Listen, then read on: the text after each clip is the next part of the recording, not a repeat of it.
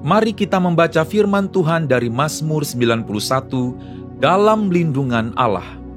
Orang yang duduk dalam lindungan yang maha tinggi dan bermalam dalam naungan yang maha kuasa akan berkata kepada Tuhan, tempat perlindunganku dan kubu pertahananku, Allahku yang kupercayai.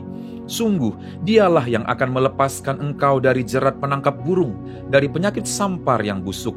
Dengan kepaknya ia akan menudungi engkau, di bawah sayapnya engkau akan berlindung. Kesetiaannya ialah perisai dan pagar tembok.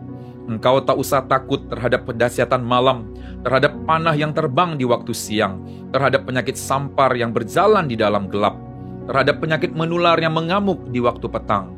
Walau 1.000 orang rebah di sisimu dan 10.000 di sebelah kananmu, tetapi itu tidak akan menimpamu. Engkau hanya menontonnya dengan matamu sendiri dan melihat pembalasan terhadap orang-orang fasik. Sebab Tuhan ialah tempat perlindunganmu, yang maha tinggi telah kau buat tempat perteduhanmu. Malapetaka tidak akan menimpa kamu, dan tulah tidak akan mendekat kepada kemahmu. Sebab malaikat-malaikatnya akan diperintahkannya kepadamu, untuk menjaga engkau di segala jalanmu. Mereka akan menatang engkau di atas tangannya, supaya kakimu jangan terantuk kepada batu. Singa dan ular tedung akan kau langkahi, engkau akan menginjak anak singa dan ular naga. Sungguh, hatinya melekat kepadaku, maka aku akan meluputkannya. Aku akan membentenginya, sebab ia mengenal namaku. Bila ia berseru kepadaku, aku akan menjawab. Aku akan menyertai dia dalam kesesakan. Aku akan meluputkannya dan memuliakannya. Dengan panjang umur akan kukenyangkan dia, dan akan kuperlihatkan kepadanya keselamatan daripadaku. Mari kita terus berdoa untuk Pentakosta ketiga. Pentakosta ketiga adalah pencurahan Roh Kudus yang dahsyat di zaman ini, melebihi yang terjadi di Asusastri. Pentakosta ketiga akan mengakibatkan penuaian jiwa yang terbesar dan yang terakhir sebelum Tuhan Yesus datang kembali.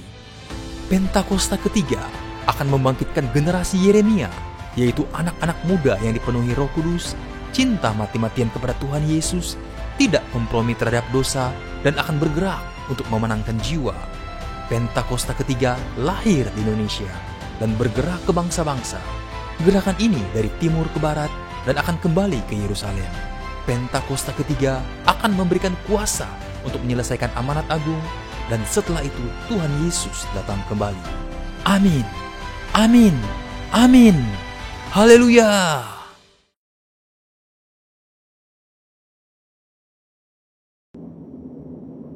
Shalom saudara, dalam Voice of Pentecost kali ini kita akan membahas bagaimana caranya mengikuti kehendak Bapa. Apakah saudara pernah merasa sudah berbuat baik, melakukan ini dan itu, bahkan mengorbankan banyak hal, namun sepertinya permohonan kita tidak dijawab atau tidak sesuai dengan harapan kita? Matius 26 menceritakan tentang Yesus yang menghadapi waktu-waktu terakhir sebelum penangkapan di Taman Getsemani.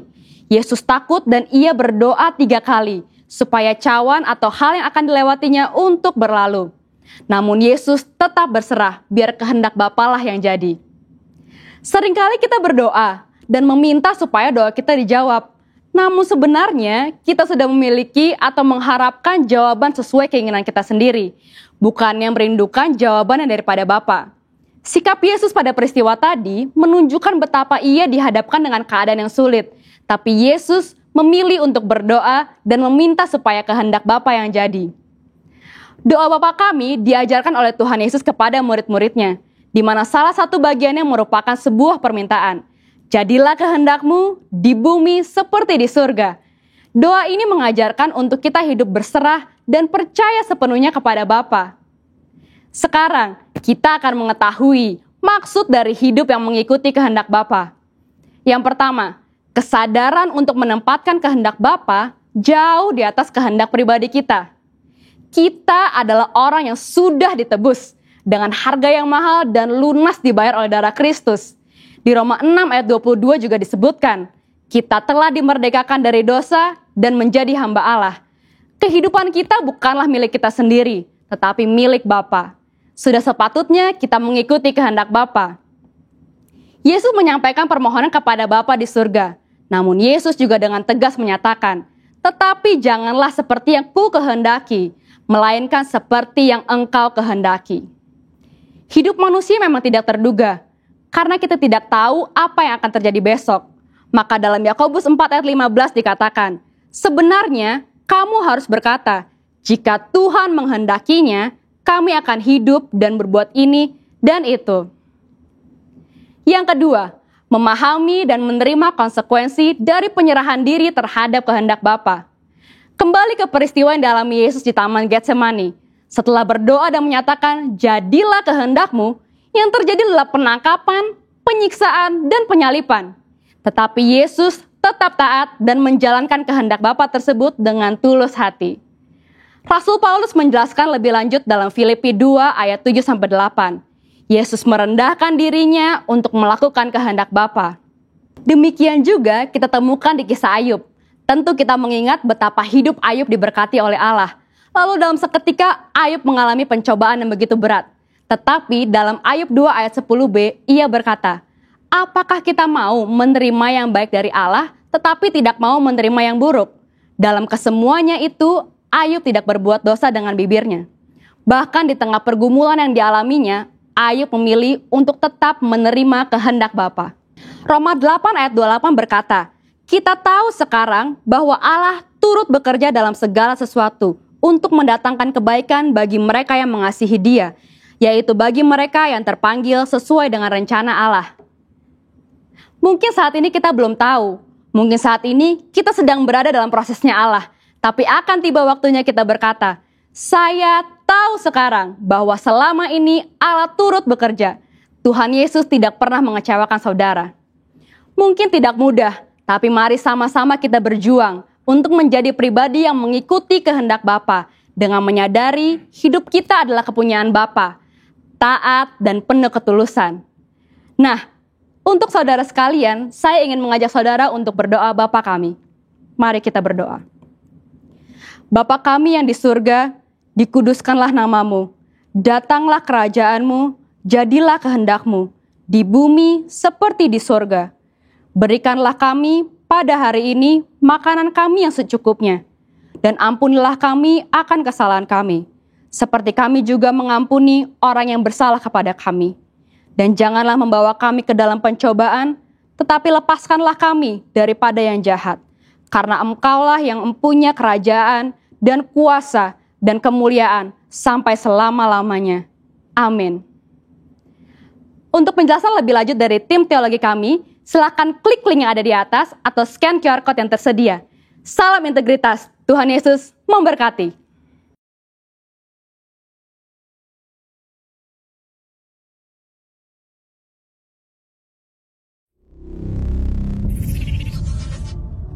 Shalom Jemaat GBI City Tower, senang sekali bertemu dengan saudara, khususnya bagi saudara yang baru bergabung dalam ibadah online ini.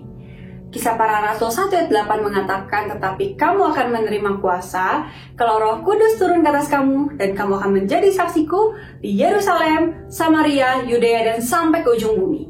Kita percaya bahwa kuasa Roh Kudus dapat memampukan kita untuk menyelesaikan amanat agung dari Tuhan Yesus Kristus. Amin.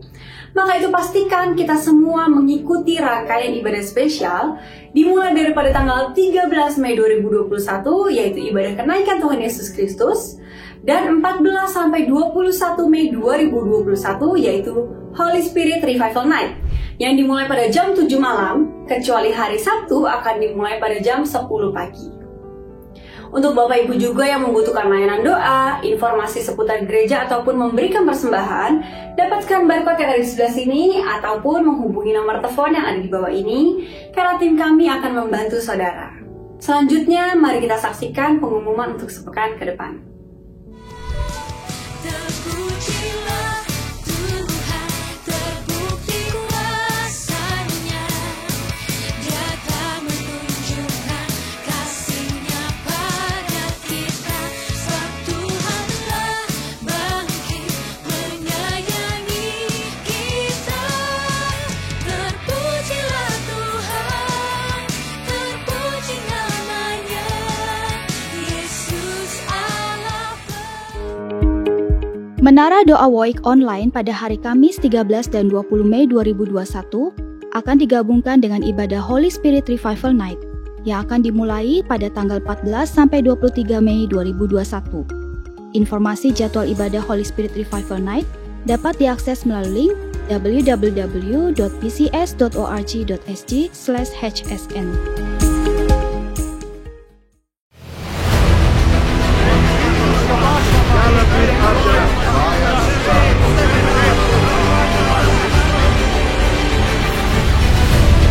Hadirilah ibadah malam pencurahan Roh Kudus, Holy Spirit Revival Nights, yang akan dimulai pada hari Jumat 14 Mei dan akan terus berlangsung sampai dengan hari Minggu 23 Mei 2021. Untuk jadwal selengkapnya, saudara bisa akses melalui link berikut ini di www.bcs.org.sg/hsn. Kami mengajak seluruh pengerja dan jemaat untuk ikut dalam ibadah ini dan menerima berkat dan kuasa lawatan Allah yang dahsyat.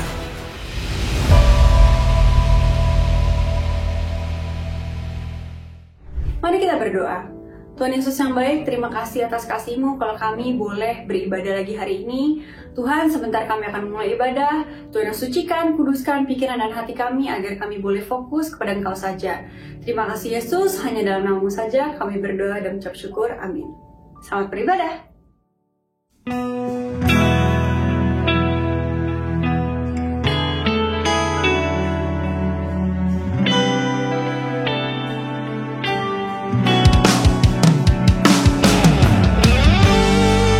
Terima kasih Tuhan Yesus, bahwasannya untuk selama-lamanya kasih setia-Mu Tuhan.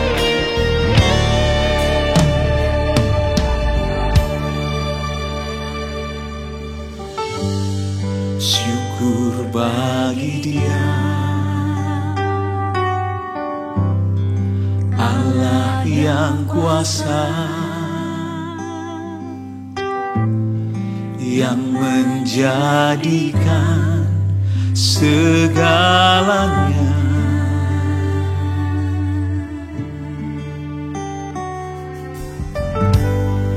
Ajaib perkasa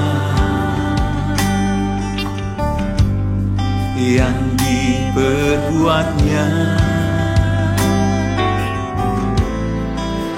di hadapan segala bangsa.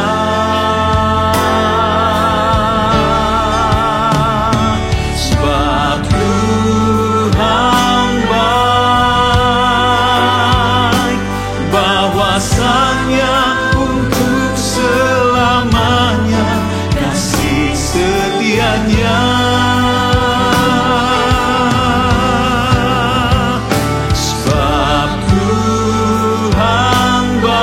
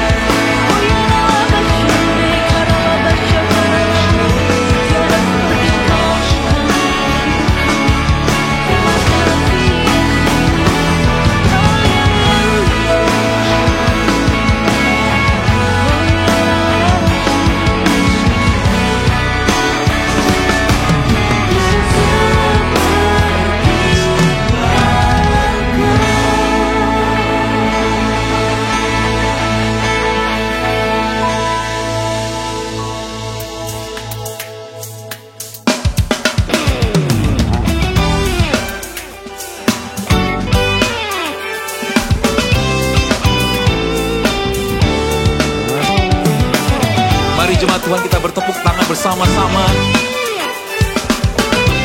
Kita siap menuai di ladang Tuhan.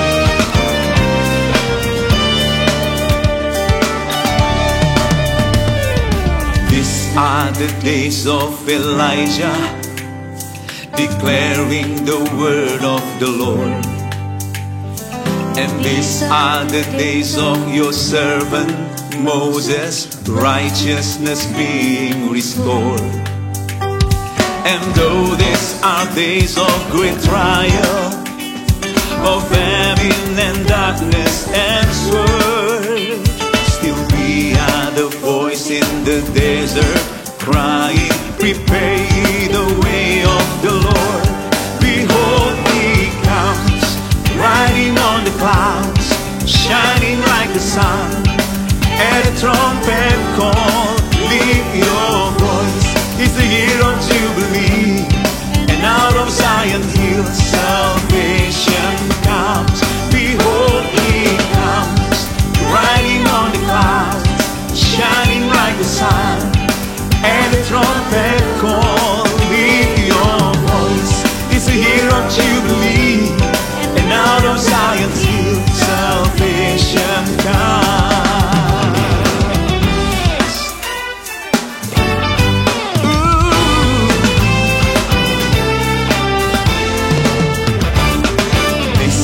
The days of Ezekiel, the dry bones becoming as flesh. And these are the days of your servant David, rebuilding a temple of praise. These are the days of the harvest, the fields are wide in the world, and we are the laborers in your vineyard, declaring the word of the Lord. Behold, he comes, riding on the clouds, shining like the sun. And a trumpet call, lift your voice. It's the year of Jubilee, and out of Zion hill salvation comes. Behold, he comes, riding on the clouds, shining like the sun. And a trumpet call, lift your voice. It's the year of Jubilee, and out of Zion hill salvation comes.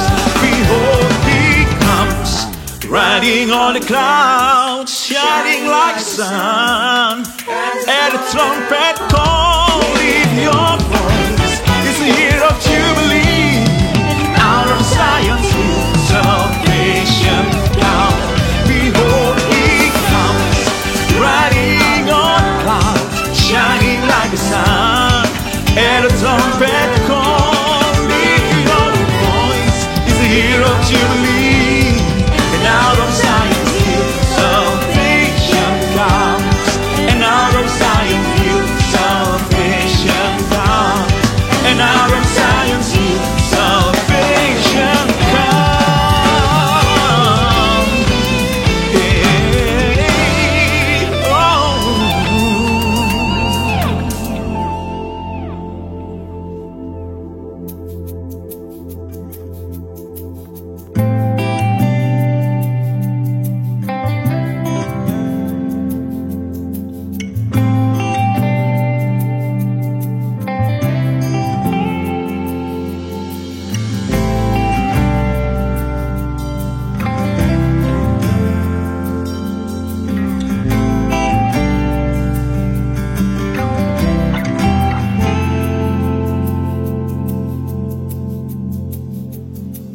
Roh Kudus, kau hadir di sini.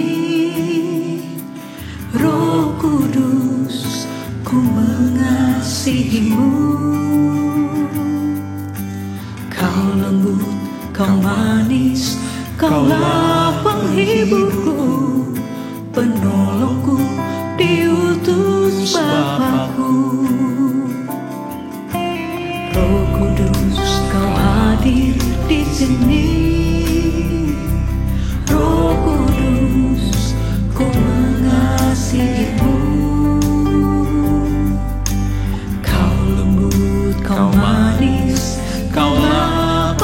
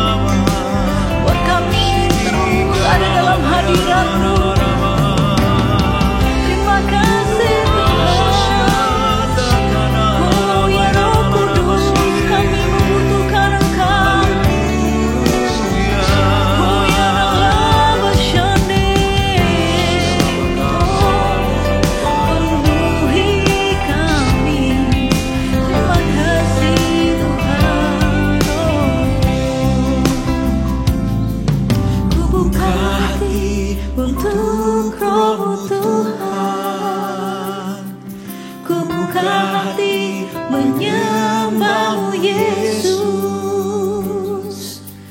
Jamahlah kami, penuhi kami dengan kuasa Allah Maha Tinggi. Ku buka hati untuk Roh-Mu Tuhan, ku buka hati menyembah Yesus. Jamahlah kami, penuhi kami dengan kuasa Allah Maha Tinggi. Jamahlah kami, penuhi kami dengan kuasa Allah Maha Tinggi.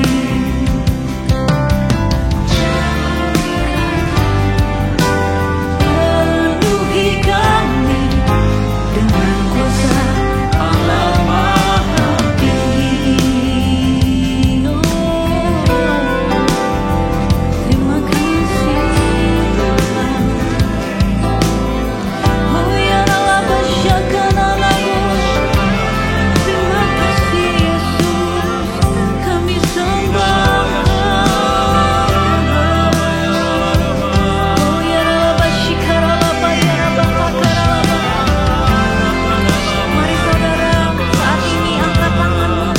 Kita minta urapan yang baru, pengurapan yang baru daripada Roh Kudus.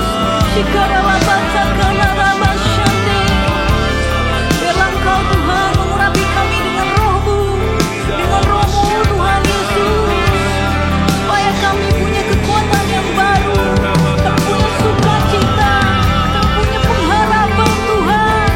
Mari saudara, kita pengurapan yang baru itu.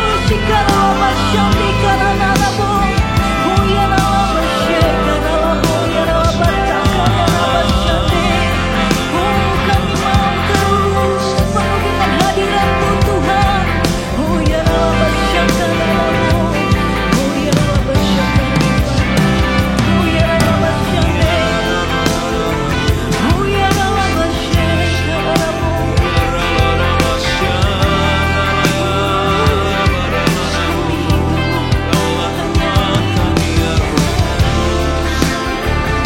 kami berbuka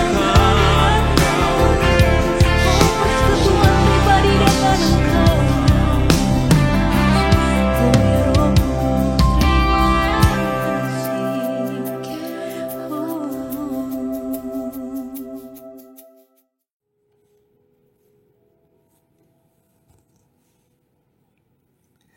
Shalom saudara-saudara yang dikasihi Tuhan. Jumpa lagi di minggu kedua bulan Mei. Ya. Semua saya yakin dalam keadaan baik, sukacitanya penuh, damai sejahtera menyertai kita semua. Pagi hari ini firman Tuhan berbicara tentang bagaimana kita sebagai orang-orang pilihannya mampu mengalahkan godaan dunia, yaitu godaan dosa. Bagaimana mengalahkan godaan dosa dalam hidup orang percaya?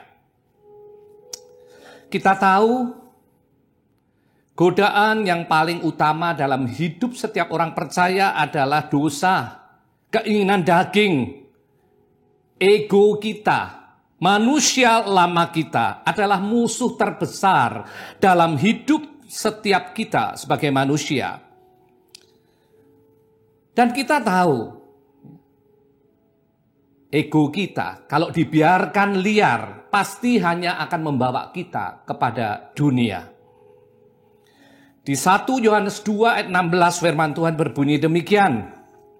Sebab semua yang ada di dalam dunia, yaitu keinginan daging, keinginan mata, serta keangkuhan hidup bukanlah berasal dari Bapa, melainkan dari dunia. Sedangkan saudara dan saya, sebagai orang-orang pilihan, bukan lagi warga negara kerajaan dunia, tapi kita ini warga negara kerajaan sorga. Filipi 3 ayat 20, karena kewargaan kita adalah di dalam sorga, dan dari situ juga kita menantikan Tuhan Yesus Kristus sebagai juru selamat.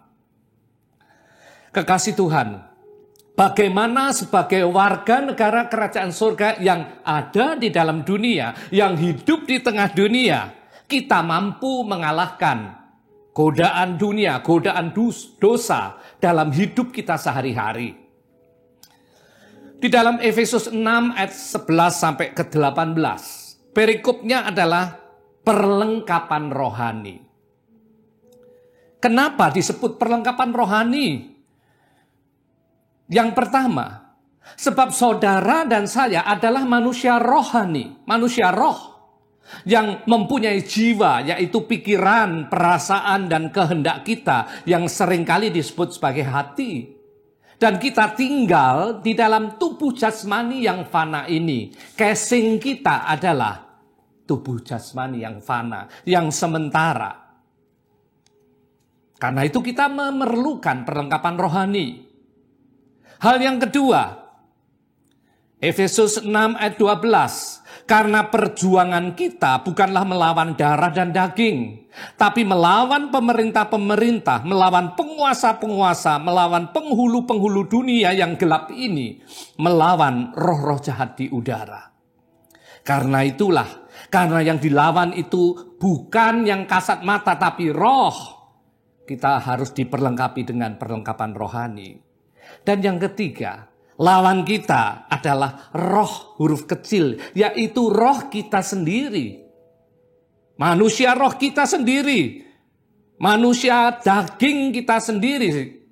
Manusia lama kita sendiri. Karena kita sebagai manusia roh, kita diberi privilege. Sebagai ciptaan yang paling prima dari Tuhan, kita diberi privilege dengan kehendak bebas, yaitu free will. Di mana kita bisa memutuskan segala tindakan-tindakan kita, keputusan-keputusan kita yang lahir dari hati, yaitu perasaan pikiran dari jiwa kita. Karena itu, untuk menang terhadap godaan dosa, terhadap godaan daging, terhadap godaan manusia lama kita, tidak ada cara lain. Hanyalah ketika kita mengambil keputusan untuk menawan dan menaklukkan pikiran kita pada Kristus. 2 Korintus 10 ayat yang kelima.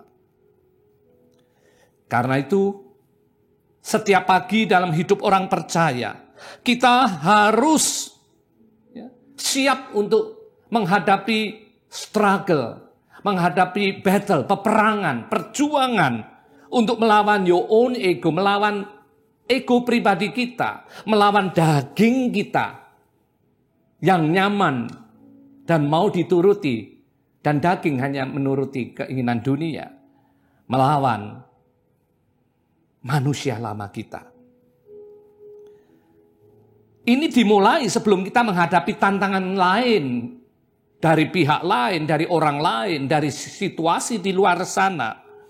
Karena itu setiap pagi dalam hidup saya selalu awali dengan doa. Doa saya bukan hanya minta proteksi dan hikmat. Tapi di dalam doa saya menundukkan diri saya. I submit myself to His authority and guidance. Saya menundukkan diri saya pada otoritasnya, pada tuntunannya. Saya undang Roh Kudus untuk mengambil alih, berdaulat atas hidup saya dan atas segala keputusan dan pikiran saya sepanjang hari. I invite Holy Spirit to take authority upon all my decisions and thoughts today.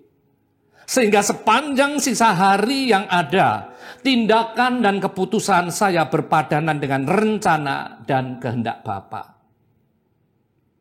Satu pujian yang mengatakan bahwa kalau roh Allah itu berdaulat dalam hidupmu, pasti kuasa Allah akan bekerja dalam hidup kita. Roh Allah yang hidup penuhiku, Roh Allah yang hidup pulihkanku, turunlah urapan ke atasku. membangkitkan kuasa-Mu.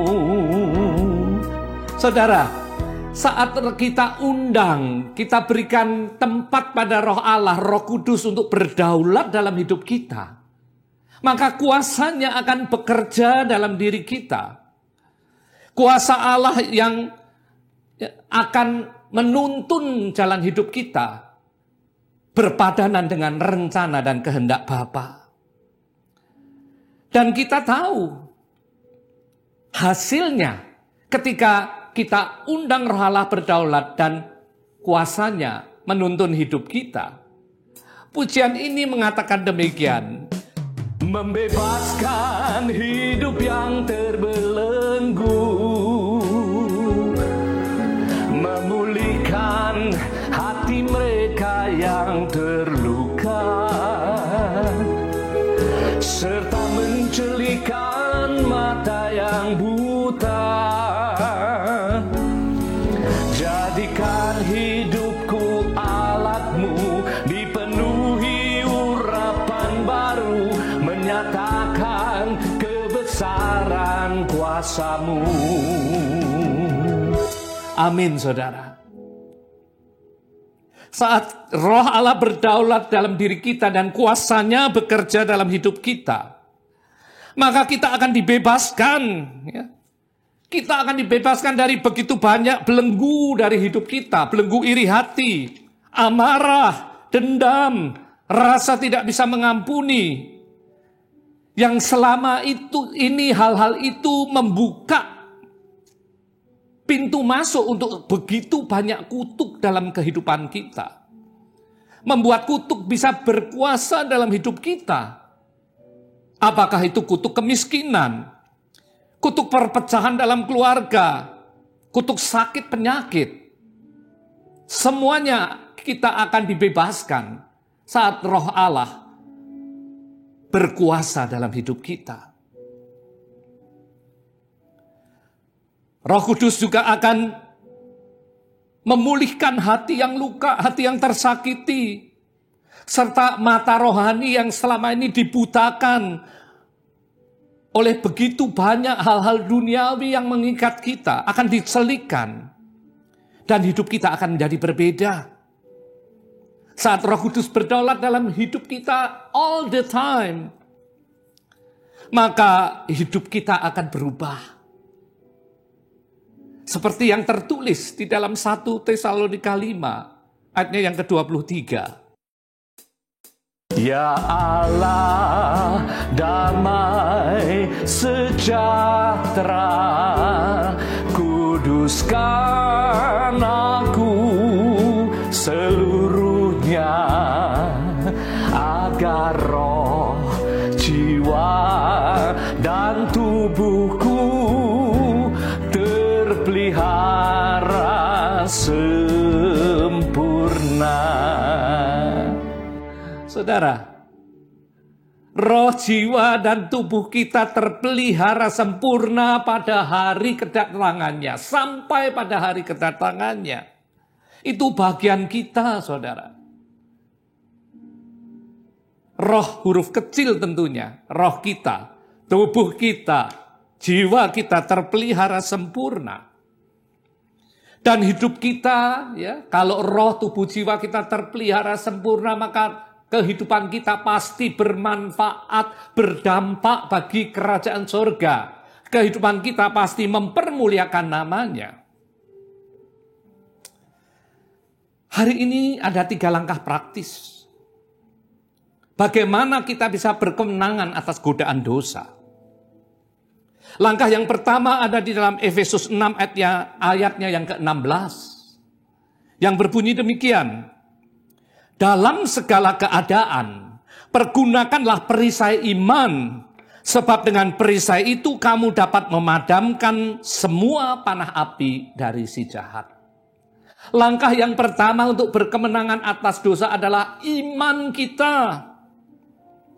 Di dalam Ibrani 11 ayat yang pertama, iman adalah dasar dari segala sesuatu yang kita harapkan dan bukti dari segala sesuatu yang tidak kita lihat. Saudara, Kenapa iman? Sebab saat kita minta Roh Kudus berdaulat atas diri kita, dasarnya apa? Dasarnya ya iman. Sebab tanpa iman tidak mungkin kita bisa dan kita mau percaya dan mempercayakan jalan hidup kita kepada tuntunan Roh Allah, Roh Kudus. Roh Allah yang hidup dalam diri kita, yang disebut juga sebagai roh kebenaran, yang akan menuntun kita pada seluruh kebenaran. Yohanes 16 ayat 13. Tetapi apabila ia datang, yaitu roh kebenaran, ia akan memimpin kamu ke dalam seluruh kebenaran. Sebab ia tidak akan berkata-kata dari dirinya sendiri, tetapi segala sesuatu yang didengarnya, itulah yang akan dikatakannya. Dan ia akan memberitahukan kepadamu hal-hal yang akan datang. Roh kebenaran yang akan menuntun kita kepada seluruh kebenaran. Saudara, sadari. Satu hari dalam hidupmu tanpa roh kebenaran yang menuntunmu, engkau nggak akan mampu melakukan seluruh kebenaran. Pasti ada aja hal-hal yang tidak benar yang kita lakukan. Orang yang mau setiap langkah hidupnya dipimpin oleh Roh Kudus, roh kebenaran, adalah disebut sebagai orang-orang yang beriman. Sama seperti Abraham, yang disebut sebagai bapak orang beriman.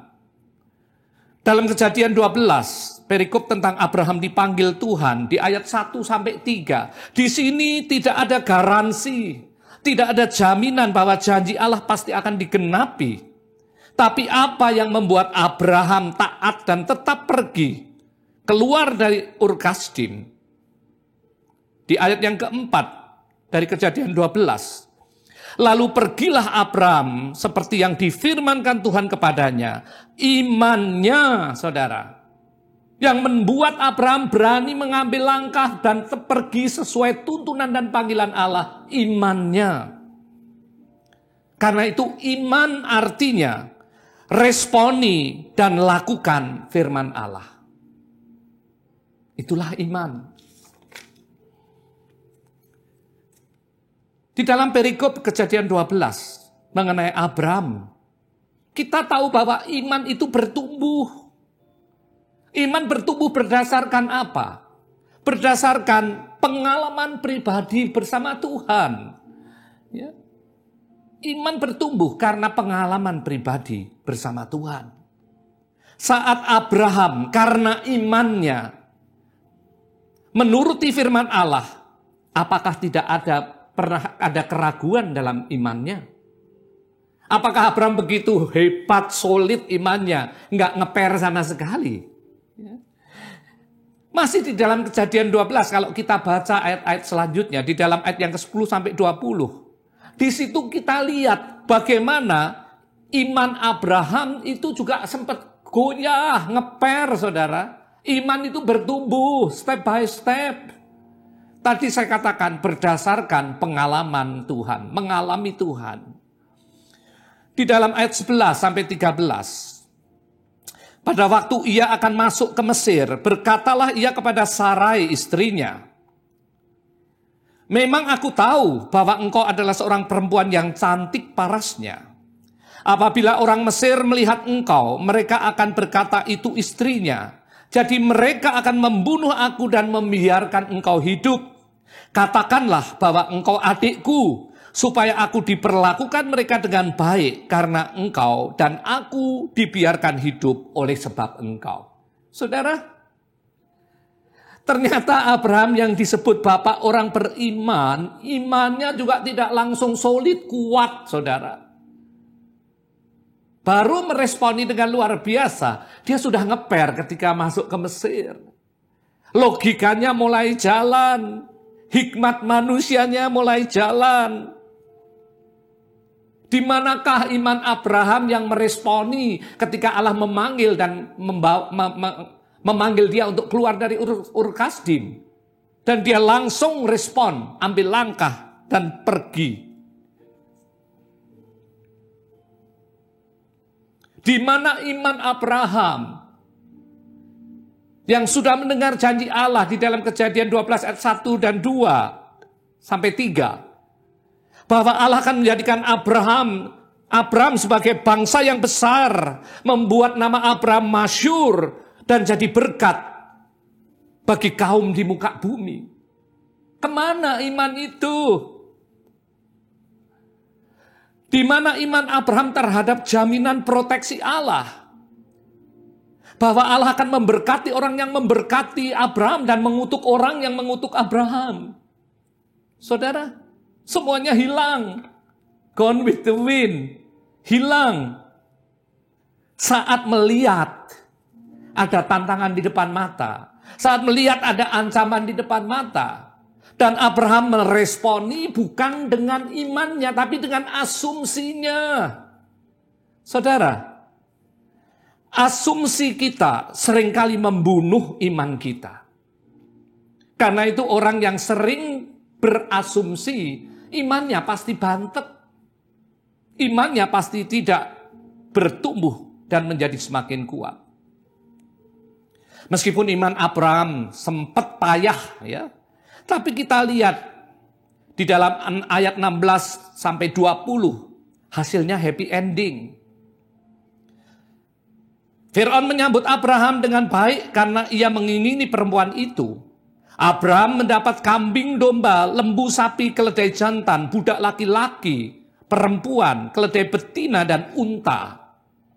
Tetapi Tuhan menimpakan tulah yang hebat kepada Firaun. Demikian juga kepada seisi istananya karena Sarai istri Abraham itu. Lalu Firaun memanggil Abraham serta berkata, apakah yang kau perbuat terhadap aku? Mengapa tidak kau beritahukan bahwa ia istrimu? Mengapa engkau katakan ia adikku sehingga aku mengambilnya jadi istriku? Perhatikan baik-baik. Sekarang, inilah istrimu, ambillah dan pergilah. Lalu Fir'aun memerintahkan beberapa orang untuk mengantar Abraham pergi bersama-sama dengan istrinya dan segala kepunyaannya, saudara. Di sini kita lihat ya, segala kepunyaannya termasuk hadiah-hadiah tadi yang sudah diberikan waktu Fir'aun PDKT kepada Abraham karena dia mengingini Sarai. Ya. Justru melalui ya pengalaman iman inilah, faith experience Abraham ini yang membuat ya iman Abraham yang sempat lemah menjadi semakin kuat. Iman Abraham pasti akan bertumbuh stronger and stronger.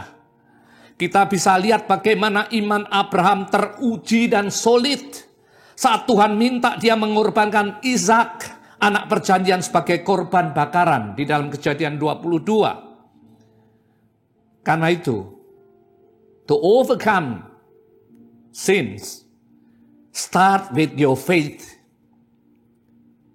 Mulai dengan imanmu, iman yang teruji. Tapi iman yang teruji tidak pernah akan menjadi solid tanpa faith in action, tindakan iman. Kata faith dan faith in action bedanya sedikit.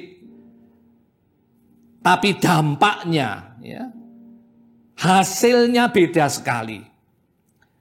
Faith is faith. Tapi faith without faith in action seringkali tidak merubah keadaan.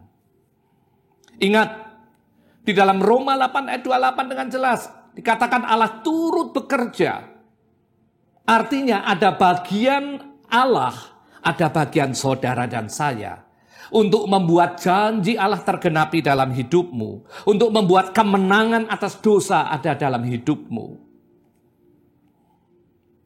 Saudara, faith in action, satu tindakan iman adalah keputusanmu, adalah bagianmu. Kita bisa belajar dari kejadian yang menimpa Yusuf, anak muda yang ganteng, ya, yang Tuhan bawa, dilempar ke sumur oleh saudaranya, dibawa sampai ke istana Potifar. Tapi saat godaan datang,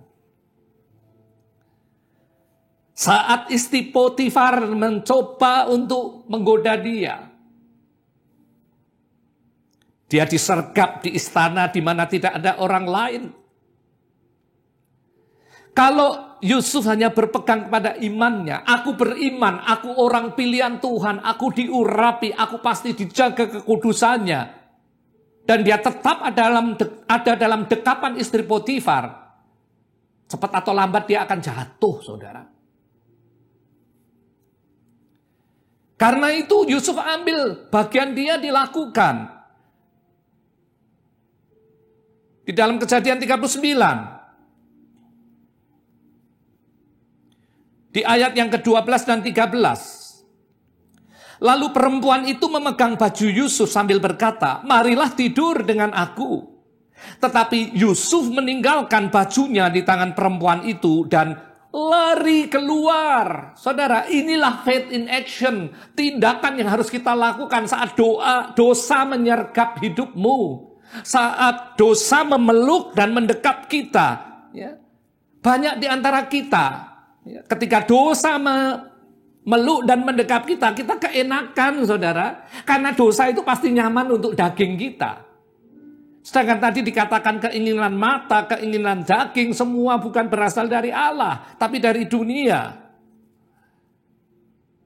Karena itu, segera lari keluar, dan kau akan berkemenangan atas dosa. Meskipun saat kita melakukan faith in action, seringkali secara kasat mata, dampaknya tidak lebih baik. Kita tahu, tambah runyam, tambah susah. Kita tahu di dalam ayat 14-20, endingnya Yusuf masuk penjara. Secara fisik, Yusuf ada dalam penjara. Tapi secara roh, dia menjadi pemenang. Menang atas dosa, menang atas daging, menang atas godaan dunia. Dan imannya teruji. Tuhan izinkan, Tuhan pakai istri Potifar sebagai penguji integritas iman orang percaya. Saudara, ingat. Langkah pertama untuk menang dari dosa, iman. Tapi iman tanpa iman, tindakan iman, tidak merubah keadaan. Sama seperti iman tanpa perbuatan adalah iman yang kosong. Faith in action adalah perbuatan kita. Mengambil tindakan iman dan kita lari keluar dari dosa. Langkah yang kedua, bagaimana orang-orang percaya mengalahkan godaan dosa. Efesus 6 ayat yang ke-17. Dan terimalah ketopong keselamatan dan pedang roh, yaitu firman Allah. Saudara, langkah kedua untuk menang atas godaan dosa, firman Allah. The truth word of God. Senjata orang percaya, orang beriman untuk lawan godaan musuh adalah firman Allah. Tentunya firman yang dihidupi, firman yang diimani, firman yang diaplikasikan dalam hidup kita.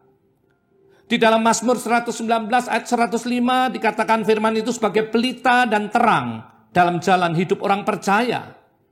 Semua kita sudah ngerti, faham.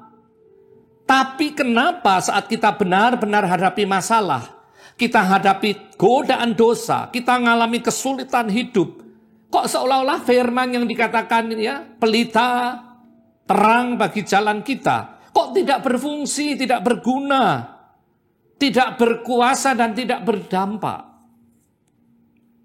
Sebab selama ini banyak di antara kita, firman hanya untuk difahami, dipercayai sebagai logos, sebagai knowledge, sebagai pengetahuan.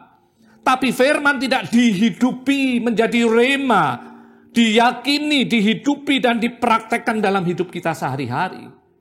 Itulah sebabnya firman seolah-olah tidak berdaya ketika masalah datang dalam hidup kita. Ketika godaan hidup menghampiri kita. Praktek firman ada, Tapi kadang-kadang firman dipraktekkan lebih untuk memojokkan orang lain, untuk menghakimi orang lain. Kita lupa bahwa penghakiman seutuhnya adalah haknya Tuhan. Bahkan iman dipakai, firman dipakai untuk keuntungan diri sendiri. Itulah sebabnya firman tidak berdaya guna saat kita betul-betul hadapi kesulitan. Ibrani 4 ayat 12 berbunyi demikian. Sebab firman Allah hidup dan kuat dan lebih tajam daripada pedang bermata dua. Ia menusuk amat dalam sampai memisahkan jiwa dan roh, sendi-sendi dan sumsum. Ia sanggup membedakan pertimbangan dan pikiran hati kita. Saudara, firman dikatakan seperti pedang bermata dua. Artinya firman itu ada sisi negatif, ada sisi positifnya. Kalau firman digunakan dengan baik dan benar, tentu aja positif. Tapi kalau firman digunakan dengan tidak benar, seperti tadi saya katakan, untuk menghakimi orang lain, untuk memojokkan, untuk mencari keuntungan diri sendiri, firman itu menjadi negatif. Sebagai contoh ya, yang saat ini kita hadapi dengan keberadaan internet, ya, kemajuan teknologi, kalau digunakan dengan positif, dipakai untuk memberitakan kabar baik, untuk memberikan doa, menguatkan, menyampaikan penginjilan, tentunya akan berdampak luar biasa bagi kerajaan surga. Tapi kalau digunakan untuk hal-hal yang negatif, ya, karena musuh juga tidak berhenti, musuh memakai sarana teknologi juga all out. Pornografi, kekerasan, kriminal. Ya. Saya kasih contoh bagaimana saya pernah kenal seorang pelajar yang luar biasa, pinter, smart. Dia pergi ke Eropa untuk belajar. Yang diambil adalah teknik printing yang paling hebat pada masa itu. Teknologi printing yang hebat sekali. Pulang dia membawa kepandaian, dia membawa kepintaran. Ya. Tapi ujung-ujungnya dia digunakan untuk mencetak pabrik uang palsu, saudara. Inilah ya, firman Allah. Kalau digunakan untuk positif pasti hasilnya luar biasa. Tapi kalau negatif, ujungnya kebinasaan. Digunakan negatif, ujungnya penjaralah menanti. Ya. Begitu banyak, ya, dia udah mencetak uang-uang, ya, bukan hanya rupiah, dolar Amerika, dolar Australia, dia cetak semua, saudara. Hasilnya penjara. Karena itu, firman yang punya kuasa adalah firman yang dihidupi dan firman yang murni. Ku renungkan firman-Mu siang dan malam, ku pegang perintah-Mu dan ku lakukan. Engkau tahu ya Tuhan, tujuan hidupku hanyalah untuk menyenangkan hati-Mu. Firman yang murni. Saudara, sebab itu dikatakan ya, kita dengar firman, kita merenungkan firman.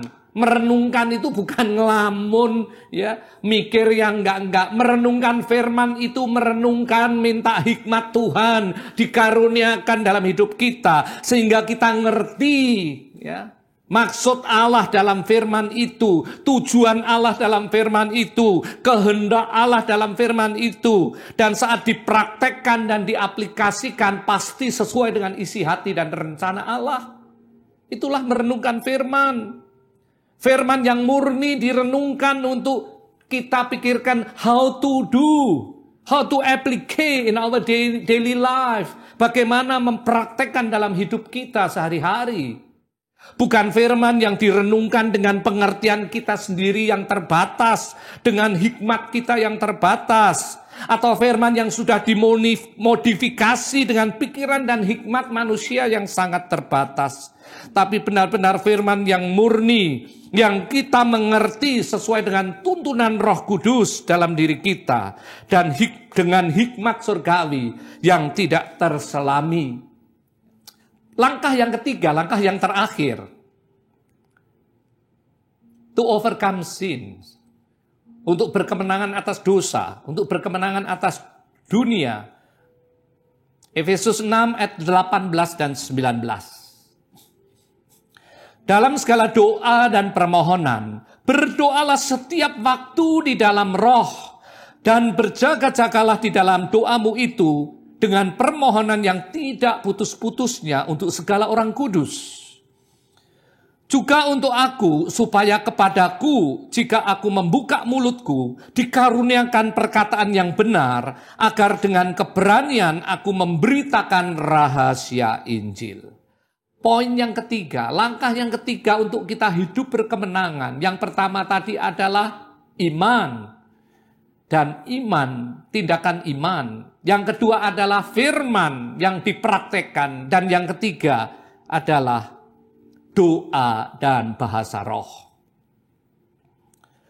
Berdoa dan berbahasa roh adalah kuasa dalam hidup orang-orang beriman.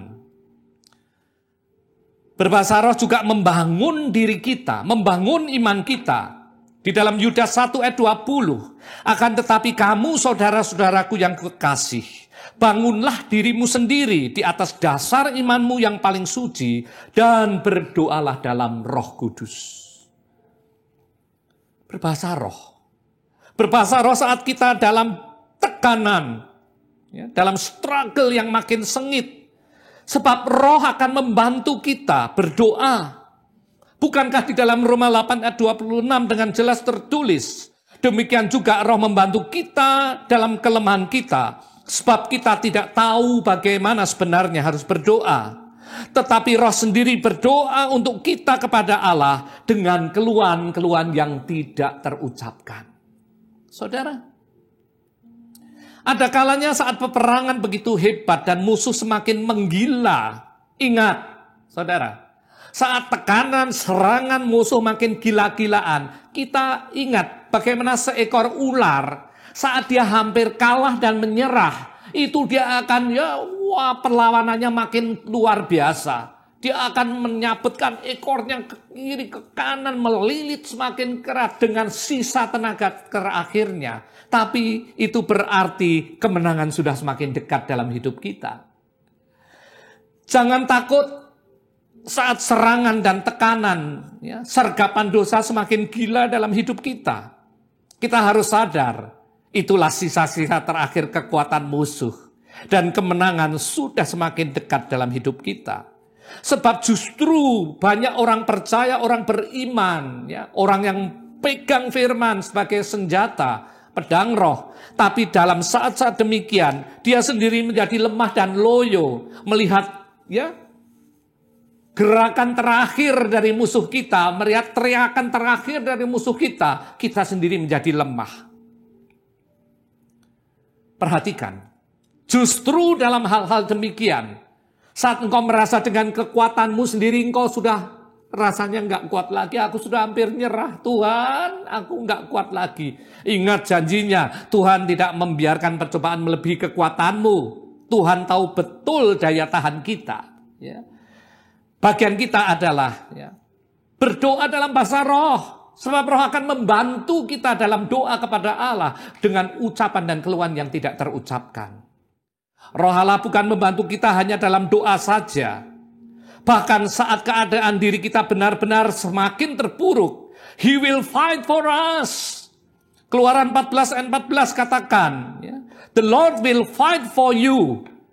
You need only to be still. Tuhan akan berperang ganti kita dan kamu diam saja. Saudara, remember, you are not alone.